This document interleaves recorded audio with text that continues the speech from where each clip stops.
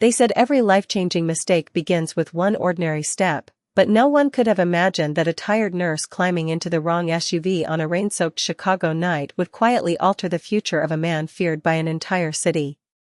Naomi Brooks could barely keep her eyes open as the automatic doors of St. Gabriel Medical Center slid shut behind her. After an 18-hour shift filled with anxious families, exhausted co-workers, and more patients than anyone should care for in a single day, every muscle in her body begged for sleep. Cold rain drummed across the parking lot, turning the pavement into a mirror that reflected white hospital lights and streaks of red taillights disappearing into the darkness. Her rideshare app showed another delay, and the wind cut through her thin navy jacket with surprising force. When a large black SUV rolled quietly toward the curb, Naomi assumed it had finally arrived for her. Without looking twice, she reached for the rear door, slipped inside, and let out a relieved sigh as the warmth wrapped around her aching shoulders. The silence that greeted her felt different. Too still. Too deliberate. She looked up from her phone and realized she had entered a world that did not belong to her. 3 men in tailored black suits turned their attention toward her at exactly the same moment. None of them spoke. Their calm expressions carried the unmistakable discipline of people who never wasted movement or words. Across from her sat another man, perhaps in his late 30s, dressed in a charcoal overcoat over a crisp white shirt, his dark hair perfectly arranged despite the storm outside. His face was composed, almost expressionless, yet his eyes revealed a level of awareness Naomi had never encountered before. He wasn't startled by her mistake. He was studying it. Naomi's heart skipped. I'm so sorry, she said quickly, already reaching for the door handle. I thought this was my rideshare. Before she could open the door, the driver gently pulled away from the curb as traffic surged behind them. Panic flashed across her face. Please stop. I really need to get out. No one answered immediately. Instead, the man across from her glanced toward the rain-covered window before returning his attention to her exhausted face. He noticed the faded hospital badge hanging from her neck, the scuffed nursing shoes, the ink marks on her wrist where she had written medication reminders hours earlier, and the quiet tremble in her hands that came from fatigue rather than fear. Daniel Kong had spent years reading people before they spoke. He recognized ambition, deception, arrogance, and desperation within seconds. What he saw now was something surprisingly rare. Pure exhaustion wrapped around quiet dignity. His phone vibrated. The brief message on the screen erased the last trace of calm from his eyes. His young nephew had suddenly collapsed at a private residence across the city, and every available physician was still minutes away. The vehicle grew even quieter. Naomi noticed the subtle shift in everyone's expressions without understanding why. She lowered her voice. Is someone hurt? No one answered. Outside, rain continued to wash across the glass while the SUV disappeared deeper into the sleeping city, carrying a woman who believed she had made the worst mistake of her life and a man who had no idea destiny had just climbed into the wrong car. Naomi swallowed hard as the vehicle continued through the rain, every instinct telling her that she should not be there. She reached for the door once more, only to realize it remained securely locked while the city lights drifted across the tinted windows like blurred stars. Please, she said quietly, forcing herself to remain calm despite the uncertainty pressing against her chest. I truly entered the wrong vehicle. If you pull over anywhere safe, I can walk the rest of the way. The men surrounding her exchanged brief glances but remained silent. Their discipline was almost unsettling. No irritation. No panic. No unnecessary movement. It was as though every second had already been planned long before she accidentally became part of it. Daniel Kong studied the young nurse without interrupting the silence.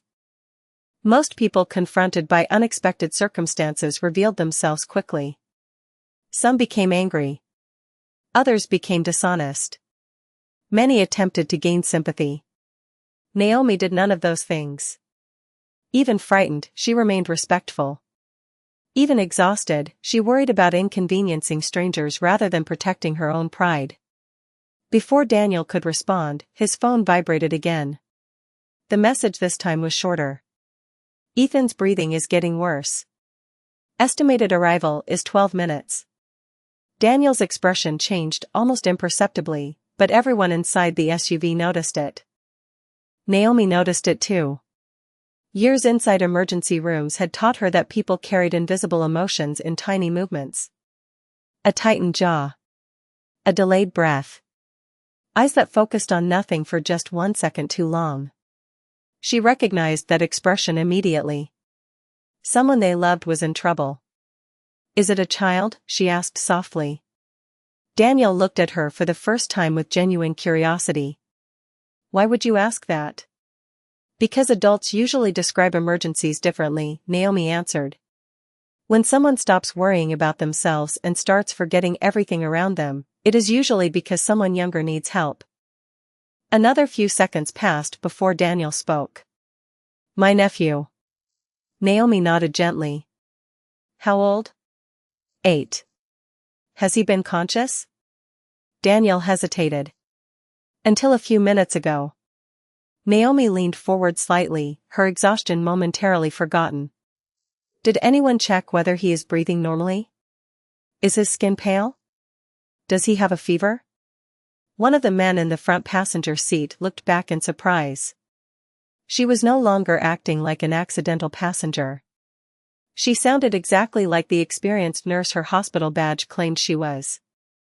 Daniel answered each question as calmly as he could, and Naomi listened with complete focus, mentally organizing every detail. "Keep whoever is with him talking to him if he responds," she said. "If he does not respond, have someone stay beside him and monitor his breathing continuously until professional help arrives. Do not let panic fill the room because children often react to the emotions around them even when they seem unconscious." Daniel quietly relayed every instruction through his phone. The atmosphere inside the SUV shifted almost immediately. The fear remained, but it now had direction. Naomi finally relaxed against the leather seat, realizing she had instinctively slipped back into work despite officially ending her shift nearly an hour earlier. She gave a tired smile that barely reached her eyes. "I am sorry," she whispered. "Once I hear about a patient, I forget everything else." Daniel watched her carefully. Most people offered help when it was convenient. This woman offered it without asking who they were, where they were going, or whether she would ever see them again. Outside, the rain slowly began to ease as the SUV turned away from the downtown skyline and entered a quieter neighborhood lined with towering trees and gated estates. Naomi glanced through the window, unaware that every mile carried her deeper into a world she had never imagined, while Daniel realized for the first time that perhaps the greatest coincidence of his life had not been a mistake at all. The towering iron gates opened without a sound, revealing an estate hidden behind rows of ancient oak trees glistening beneath the fading rain. Naomi had lived in Chicago her entire life, yet she had never imagined a place like this existed only a few miles from crowded hospital hallways and apartment buildings where every paycheck disappeared before the month ended. The black SUV followed a winding stone driveway until an elegant mansion appeared through the mist, its warm lights glowing against the dark sky like a quiet promise of safety. Before the vehicle came to a complete stop, several people hurried toward the entrance carrying medical equipment and speaking in calm but urgent voices. Naomi instinctively reached for the door handle. "Someone needs help," she said. "I should not be here, but I cannot just sit inside." One of the suited men gently raised his hand. "Please remain in the vehicle." Naomi nodded, respecting the request, yet her attention remained fixed on the front entrance. Through the open doorway she caught a brief glimpse of a young boy lying on a sofa while two adults surrounded him with anxious expressions. She recognized the look immediately. It was the expression families wore when they desperately wanted answers before the doctors had any. Daniel stepped out of the SUV but paused before walking away. For reasons he could not fully explain, he looked back at Naomi. She had every reason to leave the moment the doors unlocked. Instead, she watched the house with quiet concern, completely forgetting the mistake that had brought her there. "You have already helped more than you realize," Daniel said. Naomi offered a tired smile. "If he is your family, I hope he feels better soon." Daniel disappeared inside, leaving Naomi alone in the silent vehicle. She closed her eyes for only a moment, intending to rest, but the distant sound of hurried footsteps pulled her awake again. A young woman rushed out of the mansion carrying an empty oxygen bag, her face pale with worry. Without thinking, Naomi stepped from the SUV. "Excuse me," she called gently. "Is there anything you still need?" The woman hesitated. "Our physician is 5 minutes away, but his breathing keeps changing." Naomi's professional instincts took over before fear had the chance to return. "May I at least observe him?" "I will not interfere unless someone asks me to." The woman looked uncertain, then glanced toward the front door where Daniel stood watching the exchange. Their eyes met across the driveway. For a long second neither of them spoke. Finally Daniel gave the smallest nod. Naomi walked into the mansion with measured steps, taking in polished marble floors, quiet security personnel, and elegant artwork that seemed untouched by time. None of it mattered once she entered the living room. An 8-year-old boy rested beneath a soft blanket, his breathing uneven but steady enough for Naomi to recognize that careful observation remained just as important as urgent action. She knelt beside him, speaking softly without startling him. "Hello there. My name is Naomi. You are doing a wonderful job. I just want to make sure you are comfortable." The boy slowly opened his eyes and managed the faintest nod. Naomi checked his breathing, gently felt his forehead, and spoke calmly to the adults nearby, asking simple questions about when the symptoms had begun and what he had eaten earlier that evening. Her steady voice transformed the atmosphere inside the room. Conversations became quieter. Movements became more organized. Panic slowly gave way to purpose. Standing several feet away, Daniel realized something that years of wealth, influence, and careful planning had never taught him. Sometimes the strongest person in the room was not the one giving orders. Sometimes it was the one offering calm when everyone else had forgotten how. The family physician arrived less than 2 minutes later, carrying a small medical case that reflected years of experience rather than urgency. He greeted Daniel with quiet respect before immediately turning his attention to the young boy. Naomi stepped back without hesitation, making room for the doctor while remaining close enough to answer any questions if needed. She had spent years learning that good medicine was never about proving who knew more. It was about working together for the person who needed help most. The physician carefully completed his examination, asked several questions, and reviewed the observations Naomi had already gathered. After another few minutes, the tension that had filled the room began to soften. "His breathing is becoming more stable," the doctor said calmly. "I believe the episode was triggered by a severe allergic reaction combined with exhaustion. We will continue monitoring him tonight, but I am encouraged by what I am seeing." A wave of relief swept across the room. One of the household employees quietly wiped away tears. Another finally released a breath that seemed trapped for hours. Daniel remained where he stood, his expression controlled as always, yet his shoulders relaxed for the first time since the messages had reached his phone. The physician looked toward Naomi with genuine appreciation. "You kept everyone focused before I arrived. That made my job much easier." Naomi offered a humble smile. "I only follow the same training every nurse follows. Staying calm helps patients feel safe." Daniel listened carefully. There was no pride in her voice. No expectation of recognition. She spoke as though helping strangers was simply another ordinary responsibility. The physician gathered his equipment and quietly excused himself to prepare additional medication. As the room settled into peaceful silence, Daniel walked toward Naomi. "You have been working since early this morning," he observed. Naomi laughed softly, the sound carrying more fatigue than amusement. "Actually, since yesterday morning. We were short-staffed, so I volunteered to stay longer." "And after all of that, you still chose to help people you have never met." Naomi looked at the sleeping child before answering. "Illness does not ask whether someone is rich or poor before it arrives. Neither should compassion." The simple sentence lingered in the air long after she finished speaking. Daniel had negotiated with executives, politicians, and powerful investors. He had heard speeches about loyalty, leadership, and honor. Somehow none of them carried the quiet weight of the words spoken by a nurse whose shoes showed signs of countless miles walked through hospital corridors. One of Daniel's senior assistants approached discreetly. "Sir, should we prepare compensation for Miss Brooks?"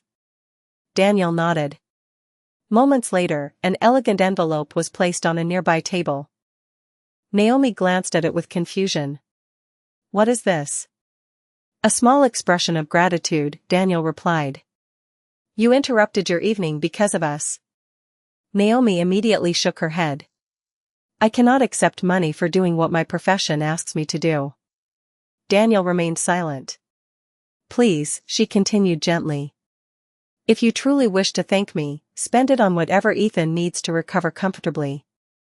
Buy books he enjoys. His favorite snacks after the doctor approves them. Maybe a telescope if he likes looking at the stars.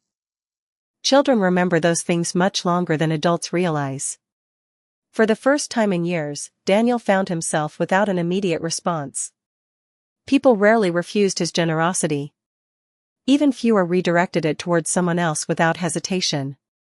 As Naomi prepared to leave, believing her unexpected place in this extraordinary evening had finally come to an end, Daniel realized that the greatest lesson she had given his household was not medical at all.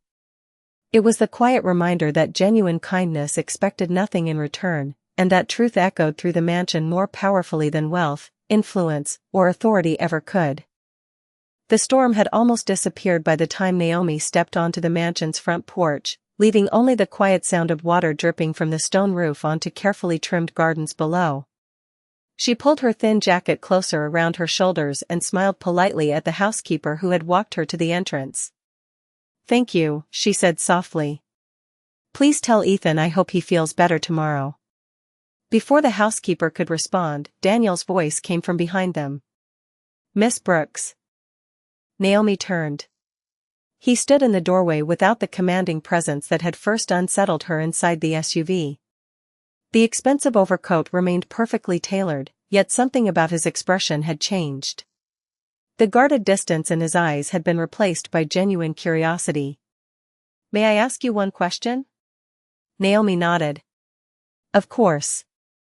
Daniel looked toward the quiet hallway where Ethan rested upstairs before returning his attention to her. "Why did you trust us?" Naomi blinked, surprised by the question. "I did not." Daniel raised an eyebrow. "Then why did you come inside?" She smiled gently. "Because I trusted my profession. I saw a child who needed help. Everything else became less important." The answer settled into the silence between them. Daniel had spent years believing trust was something earned through careful investigation, contracts, and loyalty. Naomi described it as something much simpler. Responsibility. She glanced at the clock inside the foyer and sighed. "I should really go before I miss the last train." Daniel frowned almost imperceptibly. "You do not have a car?" Naomi laughed quietly. "A reliable train schedule is less expensive than monthly car payments." Daniel noticed the faint wear on the strap of her canvas work bag and the careful stitching where it had been repaired instead of replaced. Nothing about her suggested self-pity. She simply accepted every challenge with remarkable grace. "Allow my driver to take you home," he offered. Naomi hesitated. "That is kind, but I have already inconvenienced you enough for one evening." "You have done the opposite." She studied his face for a long moment before giving a grateful nod. During the drive across the city, neither of them spoke very much. The silence felt unexpectedly comfortable.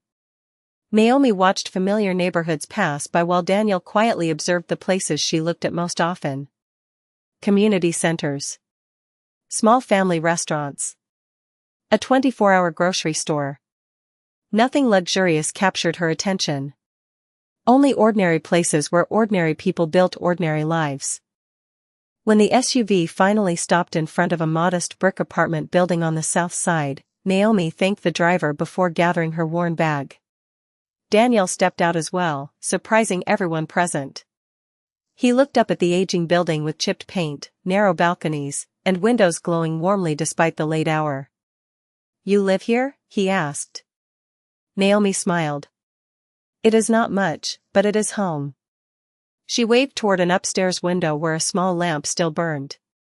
My mother never sleeps until she knows I made it back safely. Daniel followed her gaze. Through the curtains he could just make out the silhouette of an elderly woman waiting patiently beside the window. Naomi noticed his expression and smiled even more warmly. No matter how old we become, we are still somebody's child. She thanked him one final time before disappearing through the front entrance. Daniel remained standing beside the SUV long after the door had closed behind her. For the first time in many years, the city looked different to him. Wealth had shown him towering skylines and private estates. Naomi Brooks had quietly introduced him to another Chicago entirely, one built not upon power or influence, but upon sacrifice, quiet resilience, and people who continued choosing kindness even when life gave them every reason not to.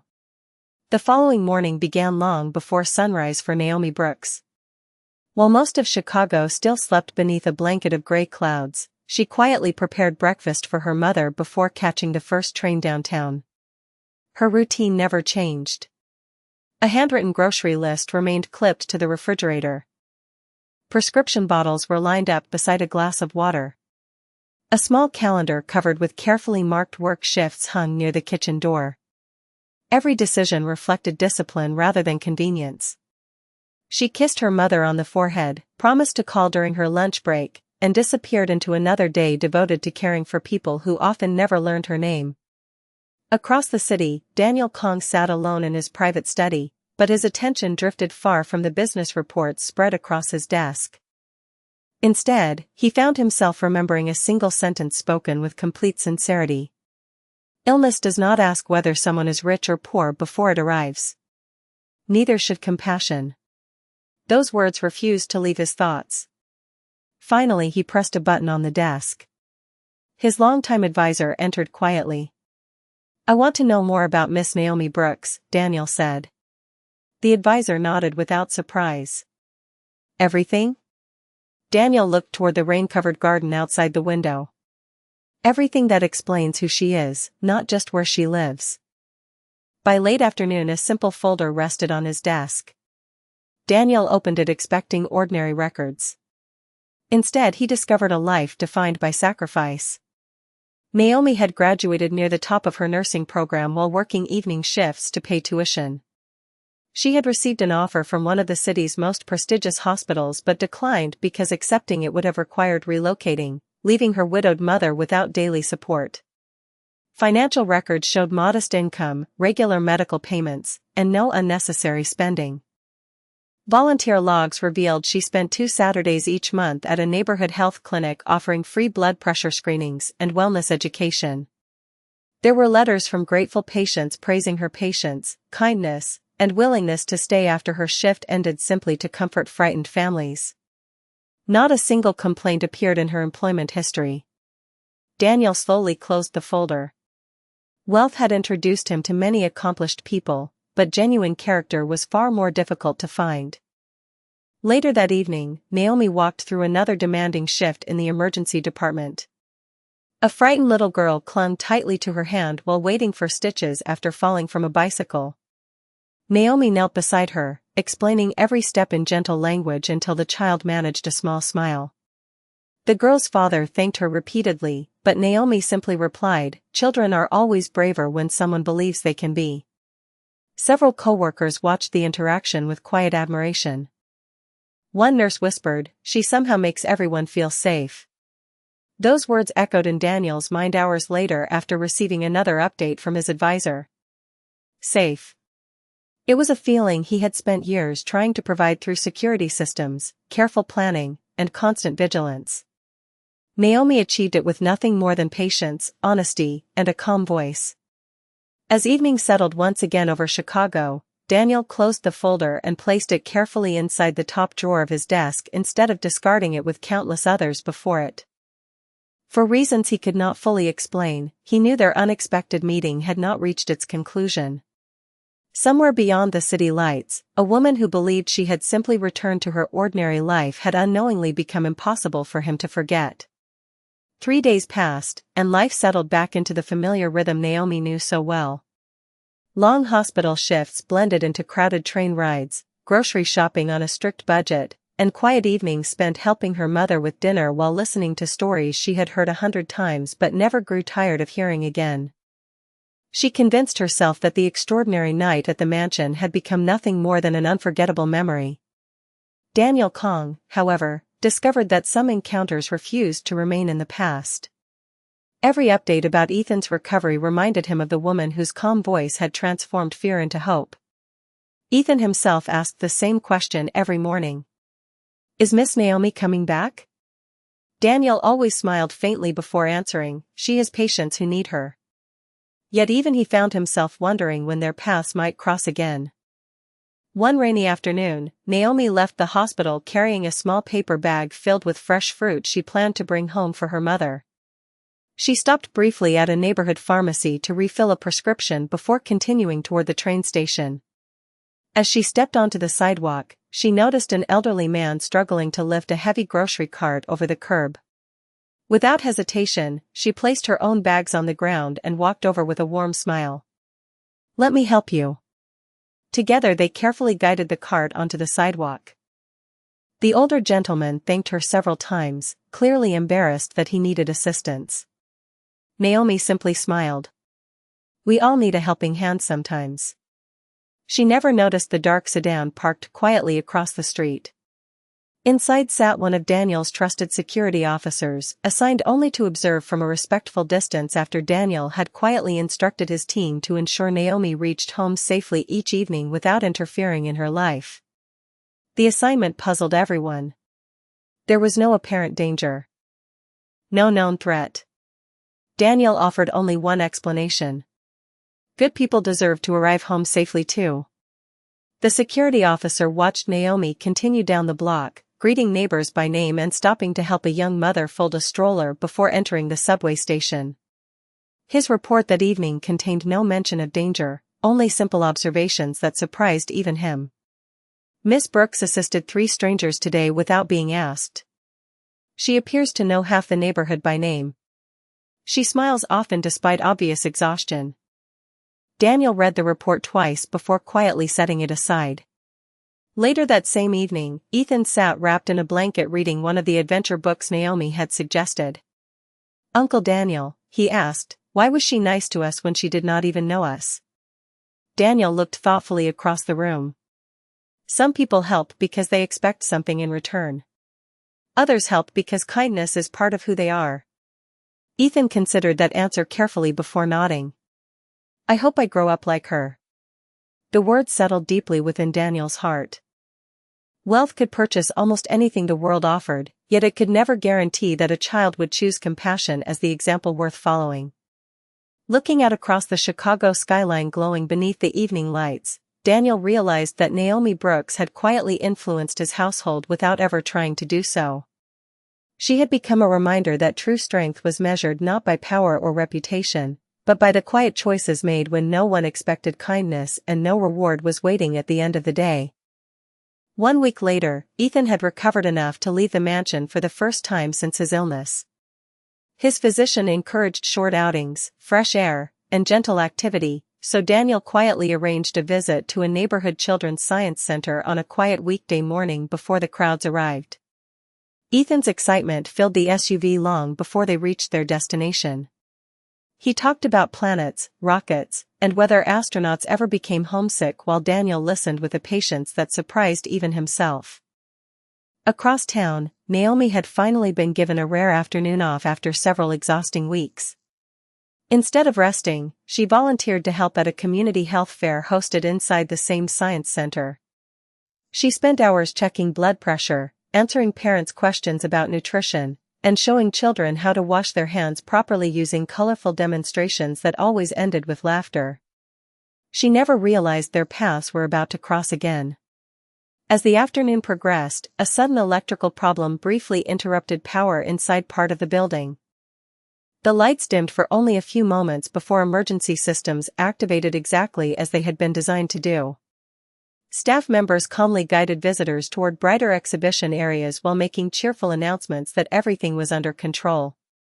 Most families remained relaxed, but one little boy became overwhelmed by the unexpected darkness and unfamiliar sounds. Ethan froze where he stood, his breathing becoming quick as anxious tears filled his eyes. Before anyone else could reach him, Naomi recognized the familiar signs of sensory overload.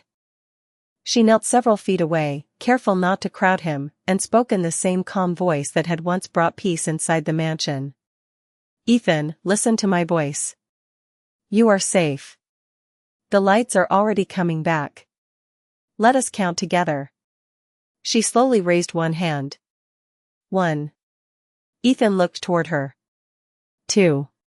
His breathing gradually matched her steady rhythm. 3.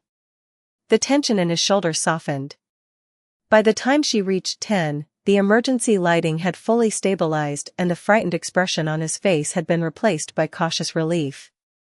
Daniel arrived only seconds later, stopping quietly as he watched the scene unfold. Naomi never attempted to take control. She simply offered calm until Ethan found his own again. When the boy finally smiled, he ran toward his uncle before turning back to Naomi with unmistakable excitement. "You remembered me."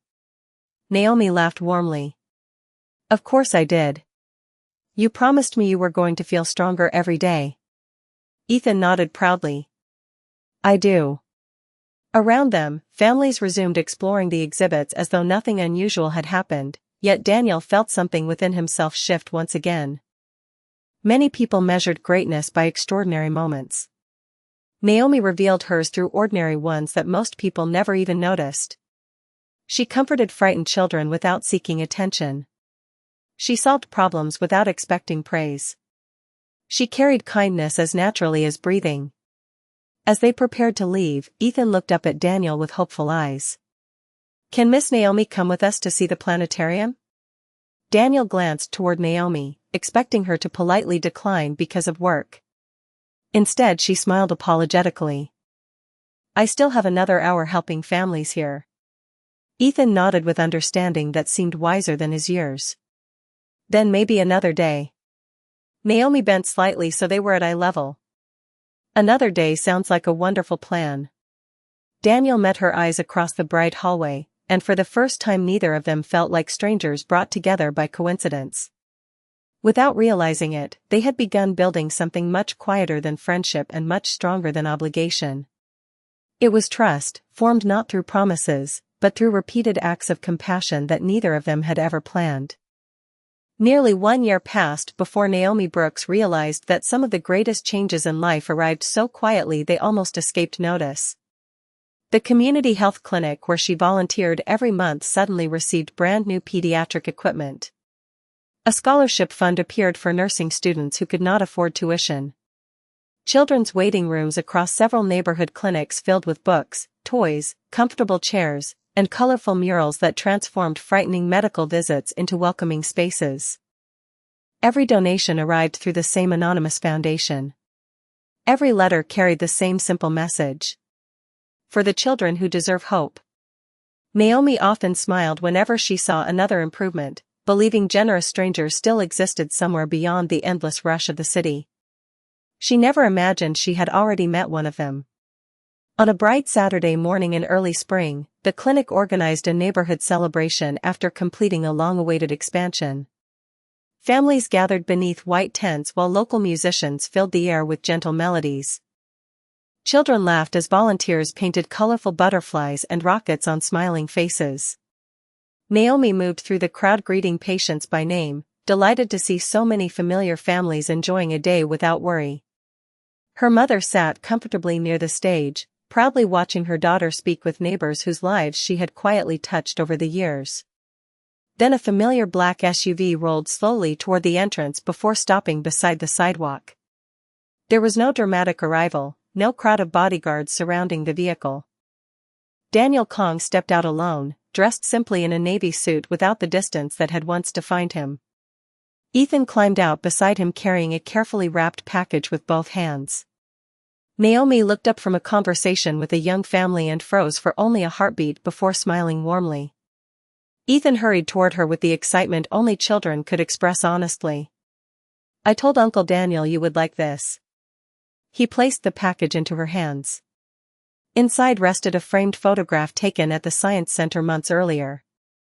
It captured Ethan smiling confidently beside the planet exhibit while Naomi laughed in the background without realizing the picture had been taken.